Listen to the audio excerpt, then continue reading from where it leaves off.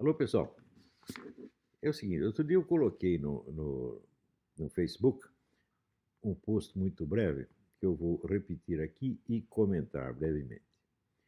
Muitos membros da equipe do presidente Bolsonaro, entre os quais o nosso querido ministro da Justiça, Sérgio Moro, parecem aceitar, por hábito ou crença, a máxima de que, aspas, a lei é superior a ideologias, fecha aspas.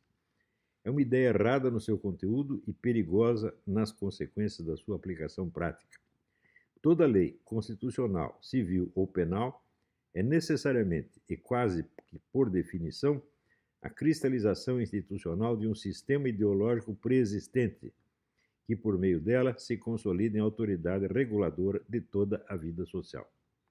É uma coisa inteiramente absurda, vamos dizer, um bacharel recém-formado em direito, para não dizer um professor de direito, ignorar isso completamente. Quer dizer, é uma coisa inteiramente absurda. Quer dizer, que se as leis não saem de uma ideologia, então de onde que elas saem? Elas saem de um corpo de conhecimentos puramente científicos, e esses conhecimentos científicos se impõem, né, uniformemente a todo um corpo de legisladores, ou há toda uma discussão ideológica até chegar num certo consenso que produz, então, a Constituição, o direito penal, o direito civil, etc, etc. Qualquer estudante iniciante de sociologia, de história, de filosofia e de direito tem a obrigação de saber disso. Mas, no nosso governo, parece que muitas pessoas ignoram isso. Que o general Santos Cruz ignorasse, eu não me estranho, porque ele ignora tudo. Ele não sabe nada. Ele é que nem o Johnny English, né? Ele não sabe o que é o medo, ele não sabe o que é o perigo, ele não sabe nada. Tá certo? Então, ele chegou a dizer assim, que se a coisa ideológica não é racional. Fala, então, esse sujeito não tem a menor ideia do que seja uma ideologia, porque o primeiro sinal de uma ideologia é de que é uma construção racional, obviamente. Né? Às vezes até mais racional do que um diálogo filosófico, uma discussão filosófica. Por exemplo, é fácil você perceber que existe mais racionalidade, mais organização racional no marxismo ou mesmo nas doutrinas fascistas de Giovanni Gentili e outros, do que, por exemplo, em Nietzsche. Nietzsche é um filósofo, tá certo? As ideias dele são uma barafunda, ele muda de ideia a cada 3 dias, tá certo? Uma ideologia não pode fazer isso, senão ela não vai persuadir ninguém. Se você não sabe o que o ideólogo está dizendo, você não entende o que ele está dizendo, você não pode aderir.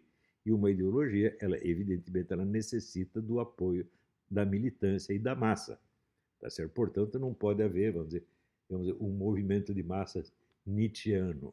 Realmente não é possível, tá certo? Mas um movimento marxista, um movimento fascista é possível, por quê? Porque são ideologias e elas têm uma estrutura racional bem visível. O que caracteriza a ideologia e a distingue do discurso filosófico-científico é, por assim dizer, a arbitrariedade das premissas. As premissas de uma ideologia são sempre, vamos dizer, premissas volitivas. É algo que o ideólogo quer que se realize. E esta parte não é discutida. Então, em geral, existe uma certa camuflagem para que essas premissas pareçam científicas ou filosóficas. Mas você, analisando, você vê que realmente aquilo é pura ideologia. Eu já expliquei para vocês, por exemplo, que no caso do marxismo, você vê que a opção pelo socialismo é anterior a toda demonstração. Quer dizer, o socialismo é tido como finalidade da história antes de que a história seja examinada. Quer dizer, a história é examinada a partir do seu futuro hipotético, não do seu passado fático. Né? Mas, de qualquer modo, a construção em si tem que ser completamente racional. Então, isso quer dizer, esse general nunca leu nada sobre o assunto, não estudou, e sai aí dando palpite. Tá certo? O fato de ter sido ministro parece que no Brasil confere uma certa autoridade intelectual. Mas no Brasil, para ter autoridade intelectual, basta você ter um diplominha vagabundo assinado por um analfabeto funcional. Está aí o Vladimir Safatli, com os diplominhas dele, acha que é filósofo. Né? Então, até outro dia foi entrevistado por um chamado Sérgio Lírio, que diz, você é um filósofo de verdade, não é um astrólogo que diz que é filósofo. Eu digo, bom, eu exerci a profissão de astrólogo durante 2 anos, parei 38 anos atrás, antes de que nascesse esse seu Sérgio Lírio, provavelmente, né? A idade dele deve estar por aí. Né? E, no entanto, ninguém reclamou que houvesse filósofos, houvesse astrólogos ensinando filosofia, quando estava lá o Dodsworth Manhavita, que era astrólogo profissional e escrevia livros de astrologia enquanto lecionava filosofia. E o nosso ministro da Educação, Renato Janeiro Ribeiro, que era um discípulo dele. Aí não tem problema a astrologia. A astrologia começa... Né? A minha astrologia de 38 anos atrás é mais atual, aparentemente, do que a astrologia que eles exerciam naquele momento. Né? Mas, bem, então, vamos dizer, essa suposta autoridade intelectual do meio universitário brasileiro é uma coisa horrível, sobretudo quando se trata desses intelectuais de esquerda, porque 19 anos atrás eu escrevi um artigo no Globo que se chamava assim: tudo o que você queria saber sobre a direita e vai continuar não sabendo. O artigo comentava este livro. Este livro foi produzido por 120 professores universitários com vasto financiamento oficial e privado. E ele levou 4 anos para ser preparado. O editor, o preparador da edição, não vou nem dizer o nome, não precisa, diz, não, aquilo deu um trabalho medonho durante 4 anos, um trabalho dificílimo. E daí, para vocês terem ideia de como é a coisa, eu começo o meu artigo assim, quer ver? O leitor sabe quem são Ludwig von Mises, Friedrich Hayek, Murray Rothbard, Russell Kirk, Malcolm Muggeridge, Vladimir Horowitz, Sowell, Babbitt, Scruton, Perry Fitz, Juvenal, Voegelin, Guénon, Nasser, Schwann, Lindblom, Rosenstock, Husserl, Rosenzweig, Christo? Não sabe. Se perguntar a um direitista culto, ele lhe dirá: são os principais pensadores de direita no século XX. Mas se procurar os seus nomes na lista de verbetes deste dicionário crítico do pensamento de direita, não os encontrará. Né? Em lugar deles, topará com uma lista de tarados, psicopatas, esquisitões, assassinos e genocidas, de Röhm a Eichmann, muitos deles de identidade ideológica incerta, além de autores de terceira ordem e personagens de importância episódica. De escritores significativos, só os mais enfesados e atípicos, como Charles Maurras.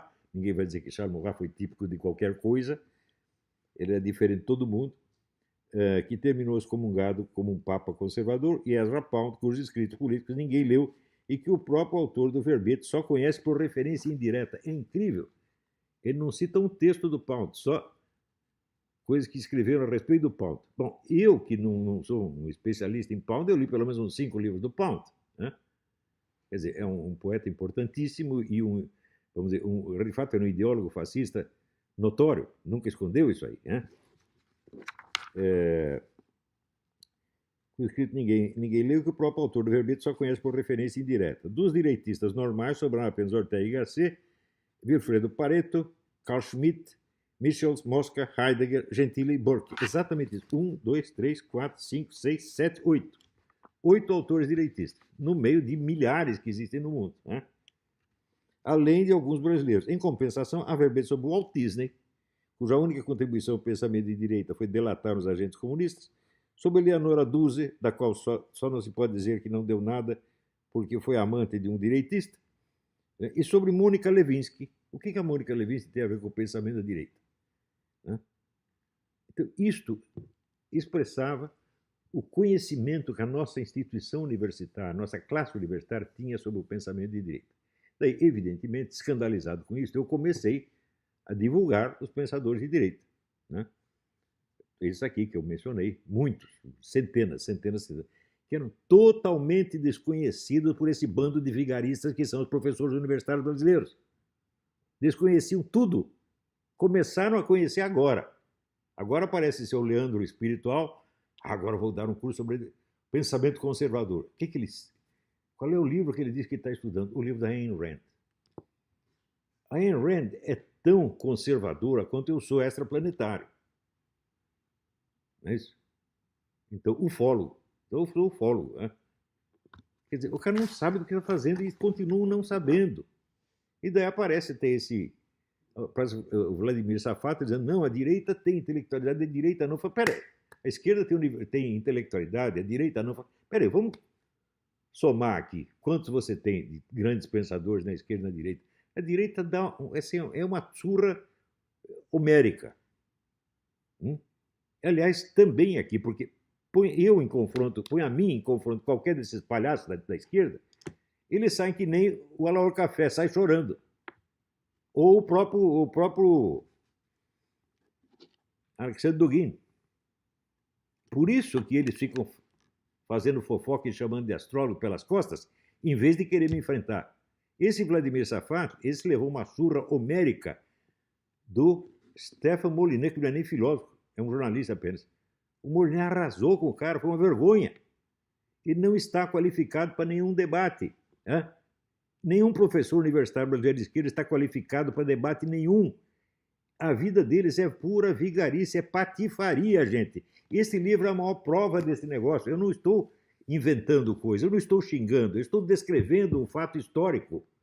Assim, o total desconhecimento pela classe acadêmica de um assunto sobre o qual eles se atrevem a fazer um dicionário. Né?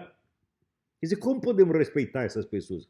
Como podemos dizer que o Safatli é um filósofo? O Safatli não é filósofo coisa nenhuma, ele é um tipo igual a esses aqui.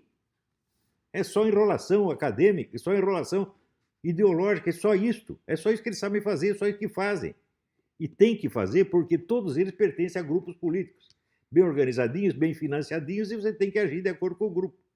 Então, é isso que acontece. Muito bem. Acontece que, nos últimos tempos, virou moda falar mal da ideologia. A mídia, que é todinha de esquerda, né, diz que existe um setor ideológico no governo. E tem um setor técnico, científico. Né? E agora se defende. O setor ideológico está atrapalhando a reforma da Previdência. Quer dizer, a esquerda agora está apoiando o Bolsonaro na reforma da Previdência e dizendo que o setor ideológico, especialmente eu, que não sou parte do governo, não tenho nada a ver com esse governo, né, estou atrapalhando a reforma da Previdência. Né? Enquanto está lá o general Santos Cruz jogando um contra o outro, né, pregando o Mourão, pregando contra o presidente, contra a campanha, contra os itens de campanha do presidente, e eu que estou dividindo o governo. Quer dizer, esse pessoal partiu para a alucinação, quer dizer, a mentira já subiu a cabeça deles mesmo e os enlouqueceu por completo. Tá certo? Quando aparece o sujeito querendo matar o presidente, digo assim, daí vão abrir inquérito porque o sujeito ameaçou matar o presidente. Isso que vocês não sabem ainda que a esquerda inteira quer matar o presidente, não. Vocês acham que é um cara só? Vocês estão loucos, né? Vocês não sabem que a esquerda no Brasil é o Foro de São Paulo. Veja, eu estava acabando de dizer que toda legislação é incorporação de um sistema ideológico pré-existente. Examinemos, por exemplo, a Constituição brasileira. A Constituição brasileira é a formação de um Estado que é um Estado preparatório ao advento do socialismo. É isso que ele é. Quer dizer, é um governo de transição. Só você ler a nossa Constituição, qual é a finalidade dela? Ela está implantando o socialismo? Não. Ela está criando um governo preparatório, que é exatamente como Lula se definia, com toda razão. Então você, com essa Constituição na mão, o que você pode fazer se não obedecê-la? Isto é, favorecer a transição para o socialismo, de um jeito ou do outro. Mas, se você acredita